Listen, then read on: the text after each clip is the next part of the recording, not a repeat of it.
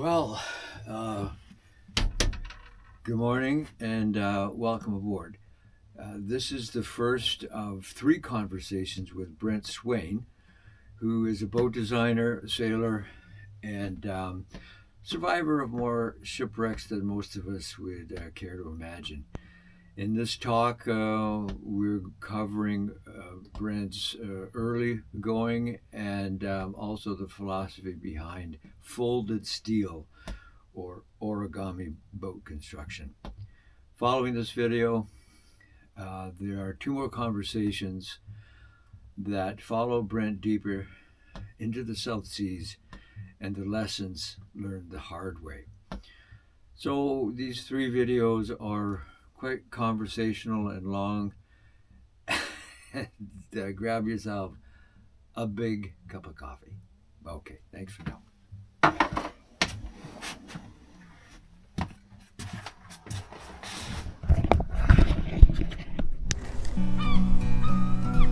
I'm just sitting here, I got time, it's clear to see. From up here, the world seems small. We can sit together, it's so beautiful, you and me. Meant to be in the great outdoors, forever free.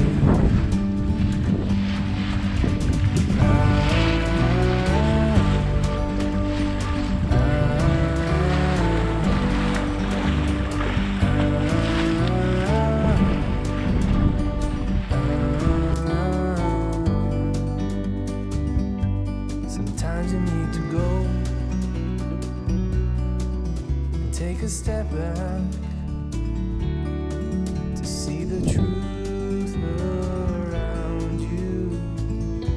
From a distance you can tell. And on rigs.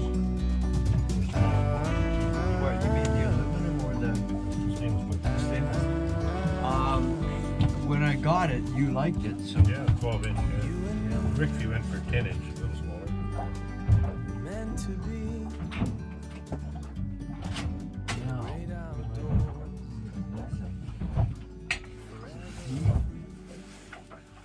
You got me on nettle tea. Yeah, okay. I never heard of stinging nettle, mostly because we used to get stung by it. Yeah. Used to have to put, I think, vinegar or something on it. And thimbleberry as well. And I prefer the nettle, so I haven't been really going after the thimbleberry at all. I'll probably pick up some thimbleberry shortly. You got till about, I've actually picked thimbleberry leaves in November. They hang No kidding. They hang in there a long time, so you're running low on nettle, you want to ration it. Try some Well, that's good to thimbleberry. know. It's quite a bit weaker than that. It's good to know.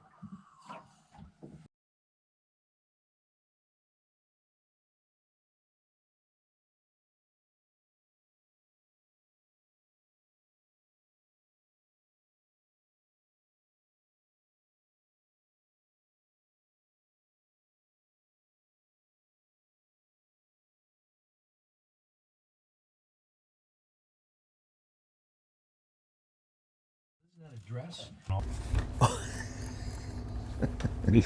Origami Metal Boat Building by Brent Swain.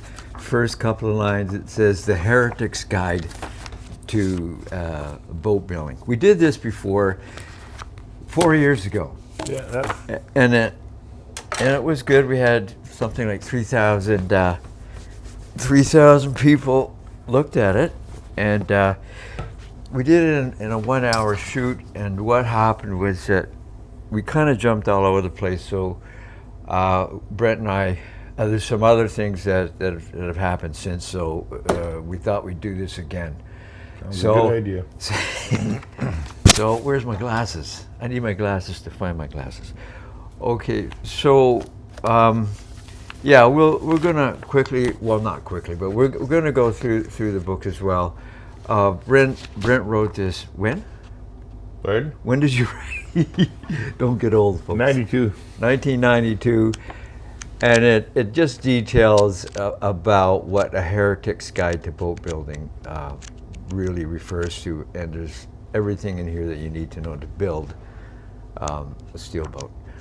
And at the back, it's an appendix, and there everything from how to make a wood stove to you name it. I tried to make it useful to anyone who doesn't own a steel boat, any boat. You know, like a furless for $150 or an anchor winch for $75, stuff like that. Yeah. This gets me banned from a lot of sites who want to sell that stuff. Right on. We said we'd kind of like do this in kind of a logical order. So if somebody asks me about something, first they want to know, well, where are you from? And why don't you start a little bit about as a teenager, where are you from? And now this was before boats and all that kind of stuff. I was a kid in Saskatchewan, delivering papers in 40 below weather. I remember knocking on the door to collect, and the door would open, and the smell of baby shit would just about knock you over. And this guy was a stressed out, wound up, frustrated face would open the door with kids screaming in the background. And I thought, I am not going to live that way. And me and my mother would be standing at the sink singing calypso songs, looking out the blowing snow. And I thought, someplace right now it's warm, the sun's beating down, the palm trees are waving in the trade winds. I got to get there. Then I was in high school. I read Melville's book, Type E, about a kid on the California coast. His uncle came up in a big schooner, picked him up, and they sailed around French Polynesia, had lots of adventures. I thought, wow, that sounds better. And I read, in high school, I read about Finished Air, Carlton Mitchell cruising the Caribbean at a 35-footer. And while delivering papers, there's a Star Weekly, an article on a couple on the West Coast who owned a little logging camp. They milled the best logs, built a 32-footer, put the kids on board, sold the logging company, and headed for the South Pacific. Can be done. Holy shit, can be done. I'm gonna find a way. And of course, when you're a kid in Saskatchewan talking about building a yacht and cruising the South Pacific, they're just about ready to throw in the loony bin. Thank God I didn't listen to the defeatists. The defeatists, if you follow their advice, you'll have just as boring a life as theirs. And I finished high school, got out of Saskatoon as quick as I could on the West Coast. I thought I was gonna build a boat here or go to Australia and build one there. And the Aussies told me, oh, the money's way better here. So late one night shift, an Englishman with a cruising ambition said, oh, here's a 36-foot hull together. Oh, cheap. I looked it up. Wow, I could finish that. And that weekend I bought it. In 2 years I worked on this ferro cement hull, putting wooden decks, reballasting it. The guy who sold it filled it with cement and called it ballasted, which I had to hammer out with a rotary hammer, a guy named Brian Agnew. And finally, after 2 years, I launched it. I was pretty broke. But that boat was out in Richmond, a mile or two from the nearest bus stop. I walked the whole way packing stuff, all my building supplies. Occasionally I had something delivered, but mostly I packed it. And I carried only bus tokens, enough money to buy what I needed in my pocket. So I was able to not blow money on all the fun stuff, like getting drunk and poisoning myself. Anyway, launched here at the ripe old age of 22. Parked there in Vancouver. Went back to Saskatoon, found a job there for the winter, came back in the spring with enough money to rigged her. Headed out cruising to Victoria, up to Canberra River, back to Vancouver, got another job, worked August, then headed for Tahiti at the ripe old age of 23. Headed out of Juan de Fuca, wild ride down the coast. The boat had no directional stability. It was designed by one of the top designers in the world, tested the top tank testing facilities in the world, and an absolute piece of shit. I broached all the way to New Zealand. And when I'd gone one sail in Aquacat around English Bay with Ellie, my only sailing experience, I looked at that hull and I said, that rudder is 6 feet too far forward, hung off the keel like a dragon. Be great 6 feet further aft on the skeg. No, I better, this is the top designer, I better not question him, I better follow his expertise. I got to New Zealand, I yanked that rudder off, put it on a skeg 6 feet further aft, and it was a much, much better boat by light years. Something I'd figured out when I was a kid out of Saskatchewan with an hour sailing experience. Anyway, by the time we got to New Zealand, I was looking at steel boats. We all were. People on this side of the ocean would have nothing to do with steel boats. By the time they got halfway across, they were looking at boats on reefs and the risks, and thought, I need a steel boat. I started designing my next boat, a 29-footer, headed up through Vanuatu, New Caledonia, Fiji. In Fiji, it broke loose from a mooring buoy. I salvaged all the gear off it, left with a shipping agent there in Lautoka. Borrowed some money to get back to Vancouver.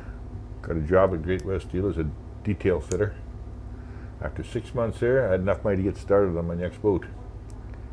And that was in March. By September, I had her together and launched her. Rough interior, bare basics. But I was sailing. I didn't have an engine in. Anyway, I finished that job, sailed down the Fraser River, cruised Desolation Sound for a good part of the winter, wind jamming. And I picked up a bit of work in the spring, early summer, and I head back to Tahiti for the winter. That boat was much better, but I didn't understand hull balance. The fact that you have to design a boat to take any angle of heel without changing its fore and aft trim. So it was a little wild on the helm. It was better than the first boat. A full-length keel. Didn't have the directional stability I wanted, which convinced me that the length of the keel has nothing to do with directional stability. It's hull shape. Built Tahiti and back. I did 10 years cruising the BC coast in that boat. After 3 years, I finally put an engine in, a 4-horse diesel, and banged around the coast. And then I started building origami boats. A friend of mine was... Hang on a sec here. So was this an origami boat you're talking about right now? My first boat was built over frames. Over frames. Okay, the Yeah. steel boat, first boat over frames, Yeah. wrong way to do it. Before that, I just had I mean, you were a professional boxer. At what age? Not was it? professional, amateur. Okay, amateur professional. I did a bit in my early 20s in New Zealand. Just look in that camera, right? I did a bit in my early 20s in New Zealand Yeah. for a winter. And then I was in my 40s when I got back here, and I was walking around town in my 40s like an old man. I said, I gotta get in shape. So I got back into boxing, Yeah. and off and on since Now, why boxing? What was it about boxing that was it? Just because it was you had to think to succeed, just like in sailing, like boat design, you had to think. It was strategy, and I was always into fighting sports. I was in judo when I was 10 years old, so couldn't afford a gi. Went down with the old guys and learned what I could and helped a lot. But my brothers were bullies. Nobody in my public school would challenge me because I knew it was all logic. I was 6'2" and 125 pounds. So it wasn't muscle, it was strategy. And I got here, and I'd been in karate, which turned out to be a total joke. I got as far as green belt before I realized this is really stupid. Everything you're telling me to do is wrong. Perfect technique is wrong. Slower than a bureaucrat's brain. And it assumes this guy's going to stand back, step in, throw one punch, and stand there with his hand stuck out. The only blocking techniques that work are those against kicks, because you can see them coming a mile away. I thought, I'd like to do something that just eliminates all the bullshit and stick to what's relevant. Boxing. It skips the bullshit. So I got to New Zealand, I boxed for a while there. I thought, this is more like it. All that crap was total bullshit. And then got back here, and I was looking for a way to get in shape and stay in shape. I was, like I say, I was getting old too soon. So I started working out 3-4 days a week in the club there and got in top shape. But I made the mistake of running home on pavement. And that's why my knees went. We didn't have all these knee replacements and stuff back before people started running on pavement. And last summer, I was over on Cortez. I saw this guy in a fancy state-of-the-art running gear, running downhill. I said, hey, don't run downhill.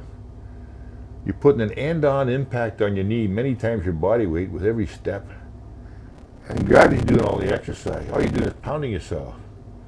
I said, running on the flat's bad enough. I said, run uphill. You're landing on a bent knee every time. You can't hurt anything. He said, yeah, you're absolutely right. I should know that. I'm a physiotherapist. I said, they don't teach that in physiotherapist school? No, never heard of that. I said, pass it on to your patients. I will. Thanks a lot. I thought, once again, so much for the top experts. So much for the traditional. Then this leads into where you went. So Brent, so what we've got is, as you grew up on the prairies, which is frickin' tough enough. My family grew up in Saskatchewan, not far from where your family grew up. So it's so cold there. You see lawyers going around with their hands in their own pockets. Believe it or not. yeah. Okay. Okay. So that kind of, the boxing thing about and listening to experts and not trying something different. So so from boxing, at what time? I think what we'll do here is that's kind of the early look and how you did stuff. So I think that'll be one thing. There's So, one point. go ahead. Yeah. One point I want to make there.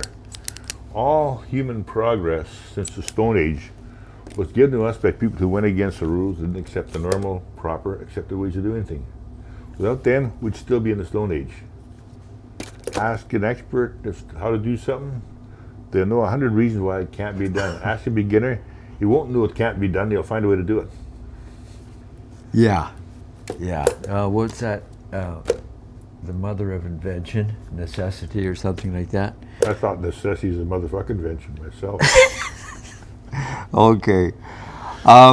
So that's going to end this early. Yeah, So that's sure. a good idea. Your background and you always were kind of a contrarian, and you did it more based on logic and thinking, and so that'll end kind of this session. Yeah. So okay. So the next session is we're going to ask Brent when it was that fiberglass stopped making sense. And then you can get into how we evolved into the origami folded steel. So this is this section. So take it away, Brent.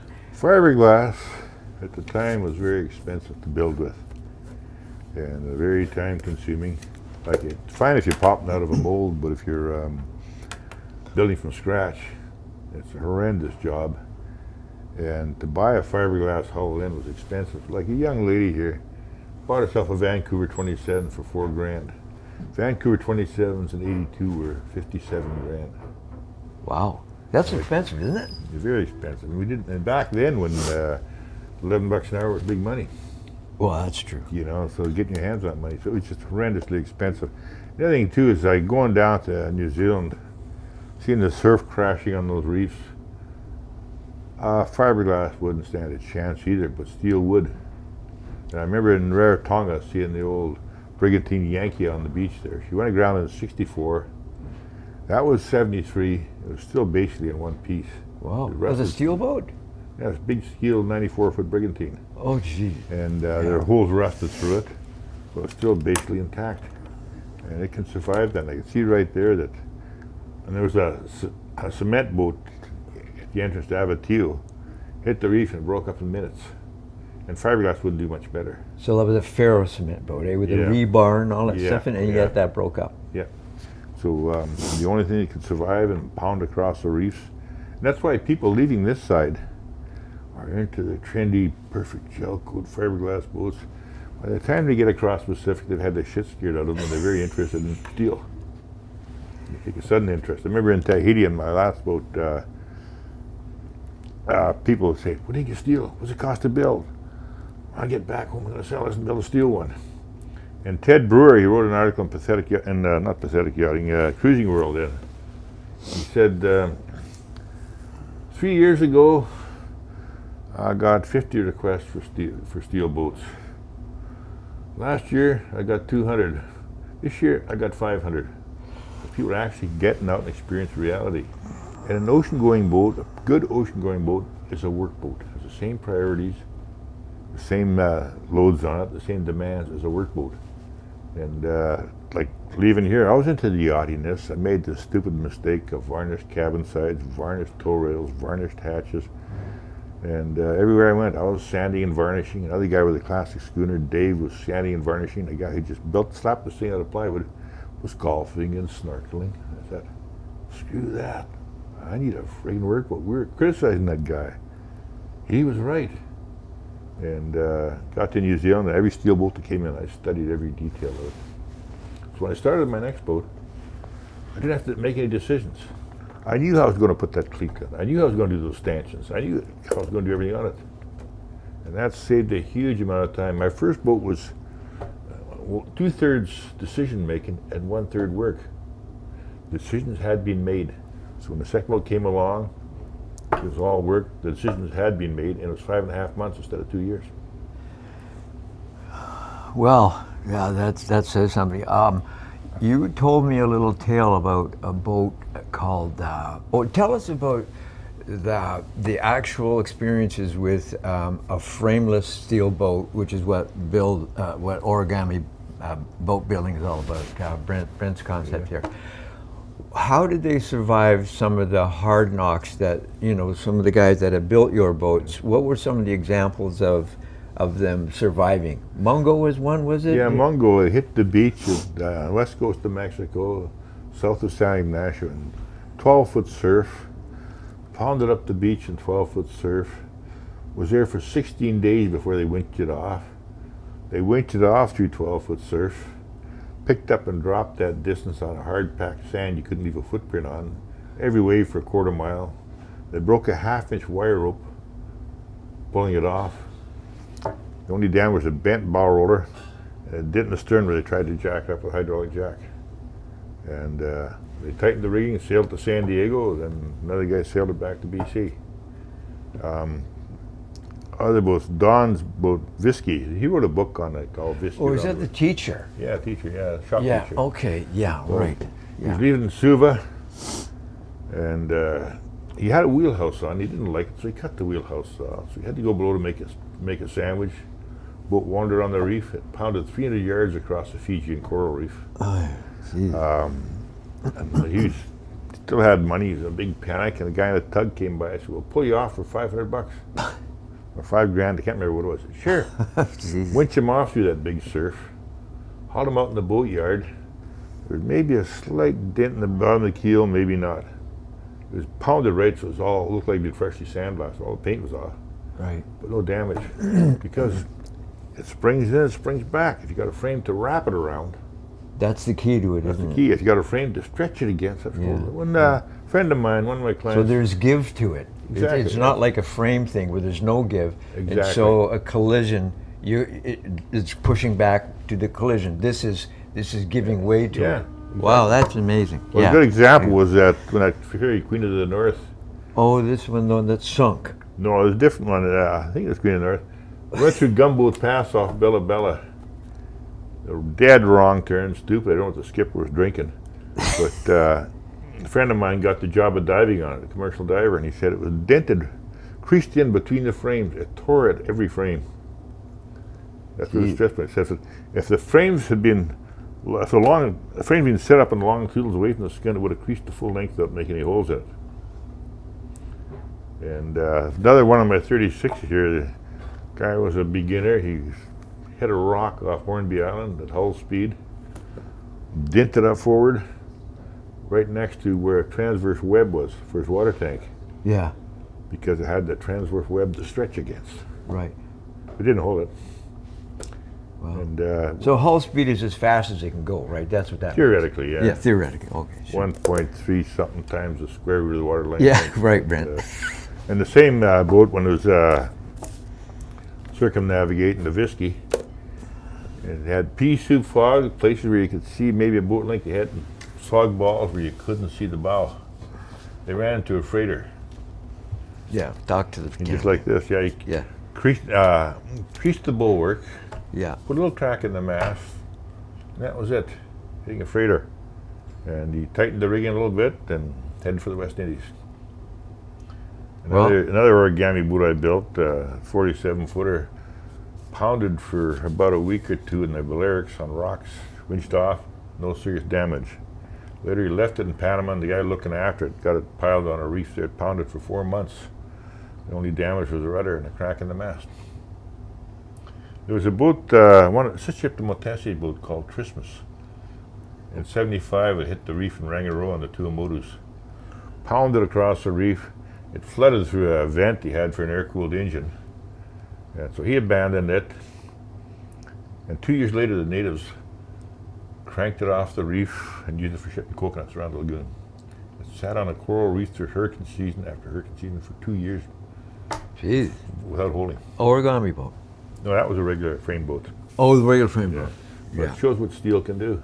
Well, yeah. You know, and the peace of mind, like my cement boat. What if I hit something? Watch that rock.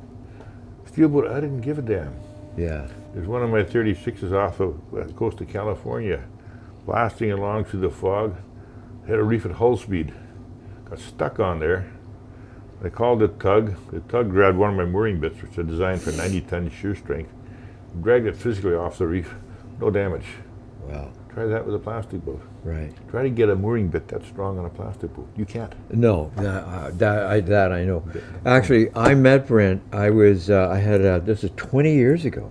Yeah. I was sailing the Salish Sea, called Georgia Strait back in that time. Yeah. On a 30-foot, it was an Alberg or something, Pacific 30, which is Pacific 30, yeah. planned on the Alberg or something. Yeah. And bad storm whipped up, and my sails were gone. I lost a dinghy, and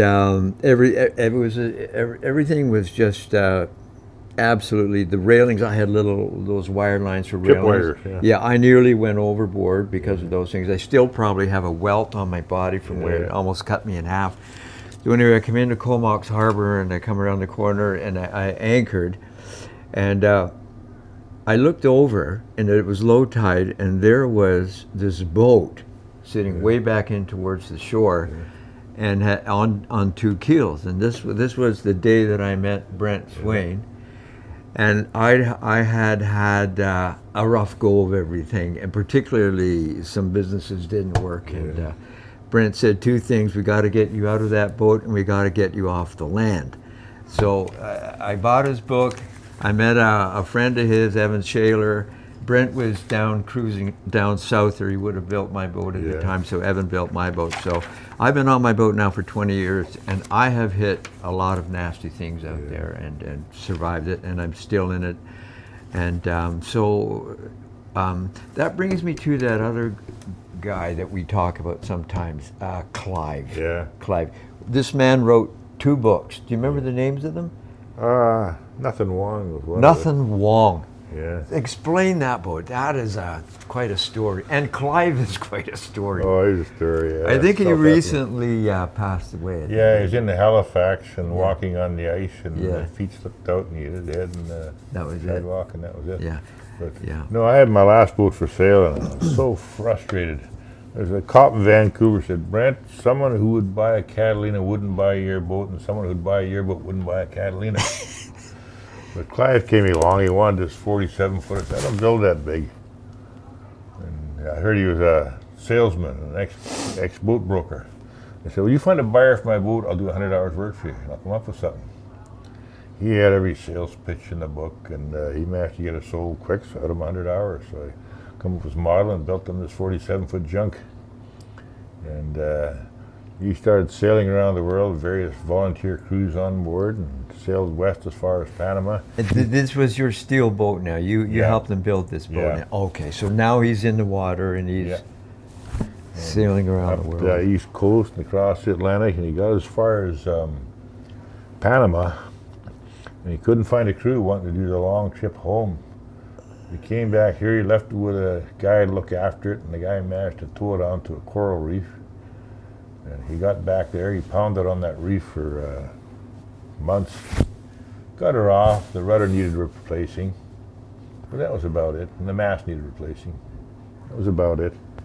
And he sailed up the east coast to Halifax, and he wound up with heart problems, and he had long-term care, and then his foot slipped out from under him, and he died. But he had a hell of an adventure along the way. So he did 2 books, didn't he? I think he just did the one. Just when Nothing Wrong Yeah. was it called? think so, I think yeah. you can still get that book someplace, and it probably. is it's a riot. It's really the guy was a natural bullshitter.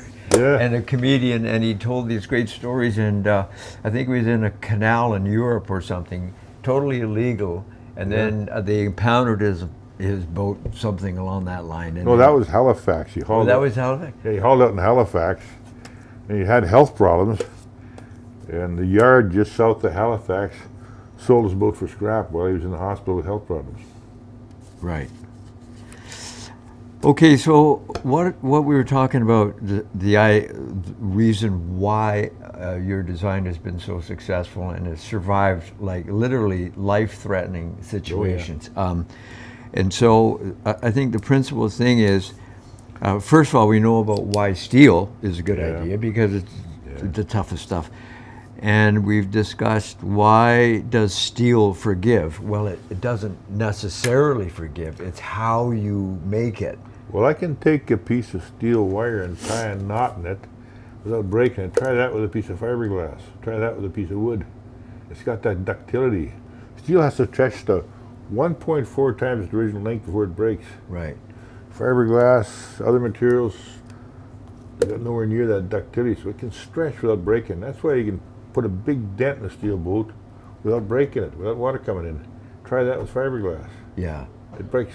Yeah. There's a yield point and the breaking point is so close together. Okay, so I think this particular section comes to a close. Yeah.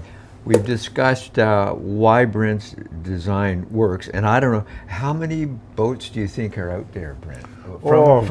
From the beginning when you first came out and were selling Oh, your plane. probably a couple hundred, maybe 300, 200, Yeah. something like that. Yeah. And not one of them, because Brent keeps in touch with all these people, and so do I, on the coast and now, and they're all around the world, right? Oh, yeah. And not one of them has been reported lost. No, they've done, I'll tally it up, they've done a total of 350,000 ocean miles of open ocean cruising. Never a serious structural problem at sea.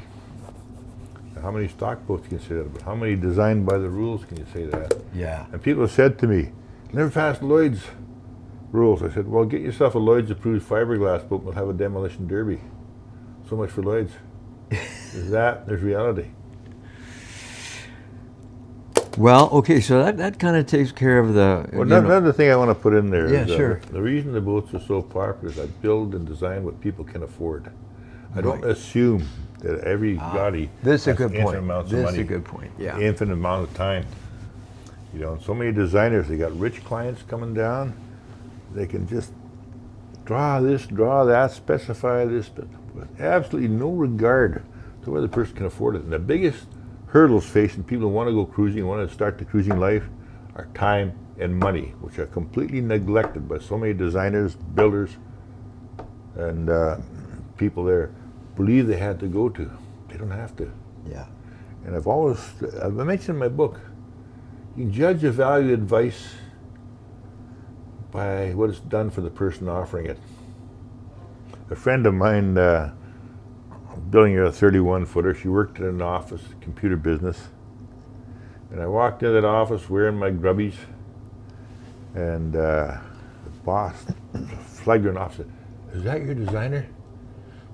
Maybe you better shop around a little more."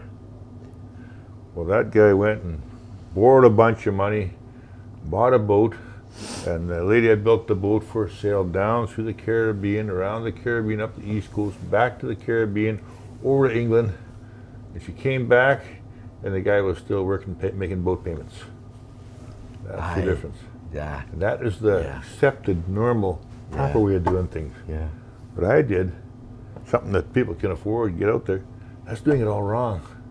Yeah. You can judge advice. If someone tells you boats are expensive, well, if you follow their advice, they found it expensive. What do you expect? You're going to find it expensive. You find someone doing it on a shoestring successfully, and if you don't want it to cost you an arm or leg, that's where you get your advice from. And there's a lot of advice from people who've never crossed an ocean.